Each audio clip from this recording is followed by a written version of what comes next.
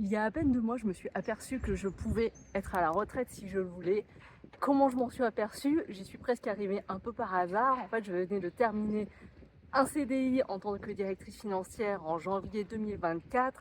J'avais repris à la volée une mission en tant que responsable de contrôle de gestion en management de transition freelance et je voulais absolument prendre du temps pour me reposer et j'en ai profité à ce moment-là pour faire un audit de retraite entrepreneuriale. Donc si vous voulez plus de détails sur ça, je vous mettrai le lien de la vidéo dans lequel j'en parle au-dessus. Et en faisant cet audit qui a été un peu douloureux à faire parce qu'on aborde des sujets un peu qui font toujours un peu mal en fait sur l'argent, sur combien je dépense par mois, de combien j'ai vraiment besoin, est-ce que tu as vraiment besoin de ça, quel sera également le montant à la retraite. Alors avec toutes les hypothèses, un peu de précautions qu'il faut prendre parce que la retraite, les règles de la retraite sont changées à peu près tous les ans actuellement et Dieu sait ce qui va se passer avec les élections qui vont arriver dans une semaine. Donc avec tout ça, en fait, grâce à cet audit, vous pouvez voir, en réunissant toutes ces informations, je me suis aperçue que si je prenais ce que j'avais actuellement, ce que j'aurai plus tard à la retraite, ce qui est à peu près zéro, et ensuite ce dont j'aurais besoin, j'ai divisé tout ça et je me suis aperçue, alors sur des hypothèses plutôt minimalistes, c'est-à-dire que là vraiment si tout de suite maintenant à 46 ans je ne travaillais plus jusqu'à la fin de mes jours, évidemment j'arrêterais de voyager au Japon et d'avoir le train de vie que j'ai actuellement, mais j'aurais vraiment un train de vie très acceptable. En fait ça enlèverait juste les vacances de fou furieux au Japon et les restaurants 3 étoilés que je fais Michelin, mais sinon à part ça, ça ne changerait pas grand chose à ma vie. Et j'avoue qu'à ce moment-là, ça m'a fait quand même un peu un choc de me dire bah maintenant tu pourrais arrêter de travailler. Donc comment j'en suis arrivée là? Je vais vous mettre également une vidéo où je détaille parce que sinon cette vidéo serait vraiment beaucoup trop longue si je vous expliquais comment j'en suis arrivée là, ce que je vais en faire, mes leçons et ce que je retire. Donc ça, je vous donne rendez-vous dans une autre vidéo pour vous expliquer quel a été mon chemin jusqu'à ce moment-là, sur comment en fait j'ai construit ma liberté entrepreneuriale entre guillemets sans m'en apercevoir, mais en ayant un peu de chance de la part de la destinée. Mais en fait, ce que je peux vous dire, c'est mes luttes actuelles. Et c'est pour vous préparer un peu pour vous le jour où vous y arriverez, parce que beaucoup de personnes, en fait, déjà sont soit salariées, soit ne pensent pas à la retraite, ne se projettent pas. Et c'est au moment où ils en sont que vraiment ils s'aperçoivent qu'ils n'ont pas exactement ce qu'ils veulent. Donc ça, première leçon pour vous, faites déjà un audit pour vérifier que ce que vous allez avoir correspond à ce dont vous avez besoin pour ne pas être surpris et pour pouvoir encore avoir une traction dessus pour travailler plus s'il y a besoin et pour atteindre le niveau de retraite que vous visez.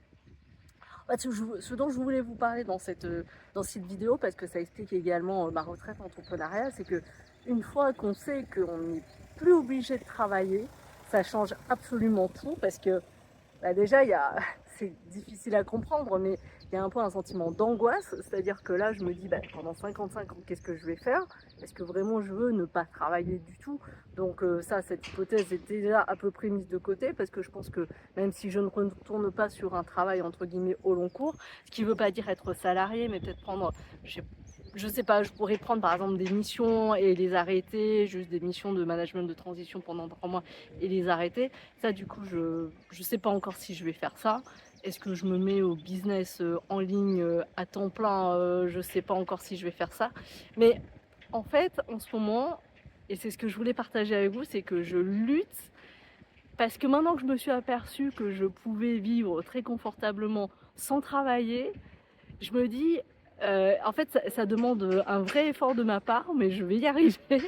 C'est de se dire, de trouver de nouvelles motivations en fait pour travailler, de pas tomber dans le burn-out. Enfin, l'ennui, au lieu de faire du burn-out, ça veut dire faire trop travailler et en être dégoûté. C'est ne pas trop travailler et en être dégoûté également, parce que ça m'est arrivé dans des vies antérieures d'être en intercontrat. Lorsqu'on est consultant, en fait, on ne travaille pas entre deux missions.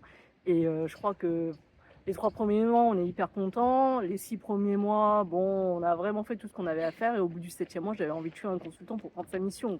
Donc, il ne faut pas sous-estimer cet événement également.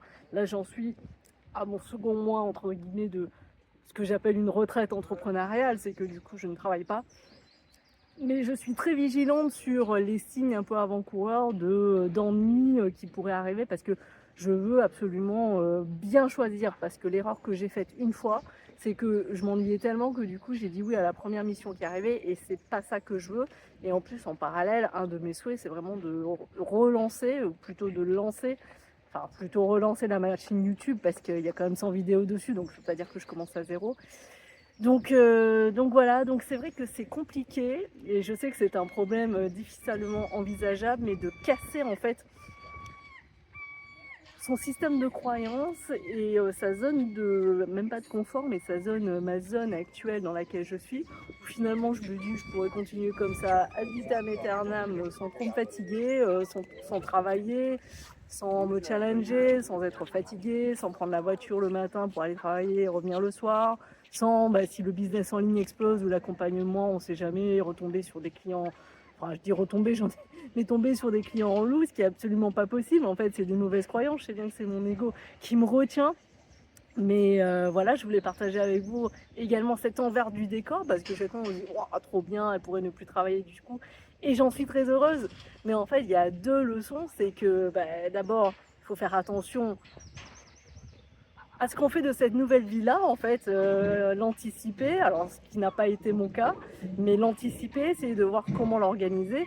Et après, maintenant, c'est vraiment de me dire qu'est-ce que je veux, parce que même si je travaillais plus, alors j'aurais pas besoin de travailler beaucoup plus pour dire la vérité, je pense que j'avais déjà fait une simulation, pour arriver à un niveau de vie complètement hyper confortable comme j'ai maintenant avec des voyages au Japon, partir 2 fois au Japon, enfin des trucs de fou, il faudrait juste que je travaille encore un an. Donc voilà, même retourner un an, c'est pas non plus, je vais forcément le faire en fait, c'est sûr. Donc je me dis bon ça, c'est l'objectif est déjà cramé. Donc après, qu'est-ce que je vais faire de tout cet argent? Enfin, je dis pas qu'il il y a jamais trop d'argent évidemment, mais même ma famille n'a plus besoin de moi. Donc je me dis qu'est-ce que je vais faire? Et je n'arrive pas encore à me motiver assez en fait en me disant bouge ton cul en fait. C'est très vulgaire de le dire, mais c'est vrai en fait. C'est vraiment du coup arrache-toi de ta. Je sais pas, faut que je trouve un équilibre. Et voilà, je voulais partager ça avec vous pour vous dire que finalement la liberté financière, quand on l'a, alors 46 ans c'est jeune, mais bon, il y en a qui l'ont beaucoup plus tôt, hein, mais qu'en fait-on en fait et voilà. Et je n'ai pas de réponse tout de suite à cette question-là. Donc voilà, c'est la vidéo de la fin. Donc j'espère que j'aurai réussi à partager avec vous. Je vous donne rendez-vous, si vous ne l'avez pas déjà vu, dans dans la vidéo où je vous décris comment j'ai réussi à construire un peu par hasard, mais avec beaucoup de chance dans la vie, en fait, cette liberté entrepreneuriale. Et vous verrez que ça m'a quand même coûté, mais que je pense que lorsqu'on est aligné, lorsqu'on fait des choses qu'on aime, et des choses sur lesquelles on est bon, qu'on se concentre sur notre zone de génie, c'est ce qui arrive. La liberté entrepreneuriale, et c'est vraiment ce que je vous souhaite si c'est ce que vous voulez. À très vite dans l'autre vidéo.